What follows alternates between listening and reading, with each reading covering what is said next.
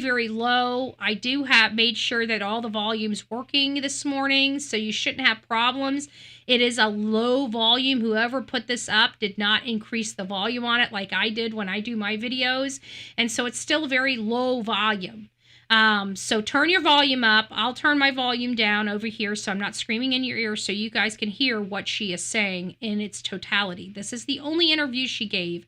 No urgency in this woman's voice, none whatsoever. That is a critical issue for me. I want them home. I want to hold them. And I want them home. What happened was we woke up, I heard them playing in the next room beside us, and I was drifting in and out of sleep, and they're not the type of kids that we tell them not to go outside on their own. We always make sure that we're out there with them, watching them. And they happen to just get out that sliding door, and we can't hear it when it opens.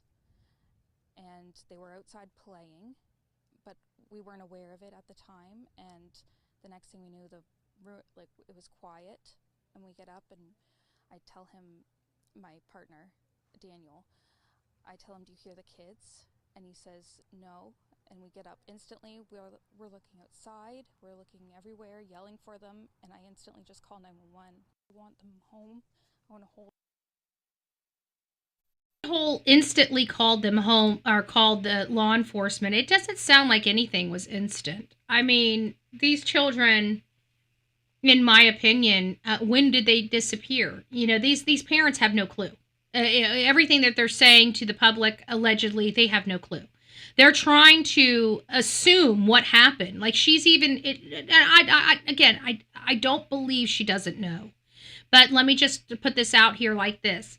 She's acting like she knows these things, yet she's trying to say to the public she doesn't know these things because she wasn't there. So if she wasn't there, she was in her room, she didn't know what happened, how can she speak about these things and tell the public where her children were or what they did? How would she know? She's saying she doesn't know. Well, they snuck out the sliding. How do you know? How do you know somebody didn't sneak in the sliding glass door and snatch them? How do you know they went outside to play? Oh, that's right, because Janie heard them. Another adult that's failed to even poke her head out to see the children. She didn't even say hi to them that morning. That's odd. A grandmother hearing her grandkids out there, she's up drinking coffee, playing on her phone, and she doesn't open her door and say, "Hey kids, how you doing? Did you guys sleep well last night?" Like a normal grandmother. If I was at my grandparents' house, and my grandparents are dead, but if I was at their house and I was up and I was playing outside, my grandfather would poke his head out the door and say, "Hey honey, how you doing? What you doing over there?" What you into over there? Especially since these boys and girls let her chickens out. You're going to tell me that she hears the kids by the chicken coop and doesn't pop her head out to tell them, to remind them, don't let the chickens out? Come on, folks.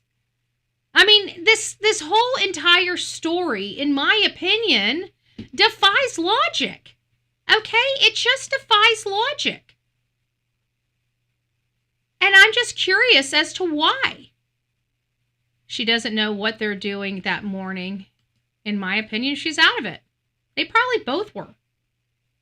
I mean, we got on the Drunk Turkey show, Daniel Martell is saying that, he doesn't know what Malehya was doing, but absolutely knows that Malehya reported the kids as not coming to school at 6:17 and 6:18 in the morning. It's like, okay. And then Daniel's like, well, could she have gotten out of bed and you not know it? And he's like, well, I don't know. Well, when did she report the kids missing? When she had to get out of the bed and check on the kids? I mean, clearly she had to have gotten out of the bed and went into the kid's room and checked on him and saw that Lily still had a cough, no? So again, everything they keep saying defies logic. It defies logic. It defies logic. It defies logic. Why? I don't know why it's defying logic. It just defies logic. All their statements defy logic. None of it makes sense. Daniel's telling people that the children were up and he heard Jack in the kitchen. But when he went into the kitchen, it didn't appear that Jack was ever in the kitchen. That's odd. That's pretty freaking strange and some change there. No? No?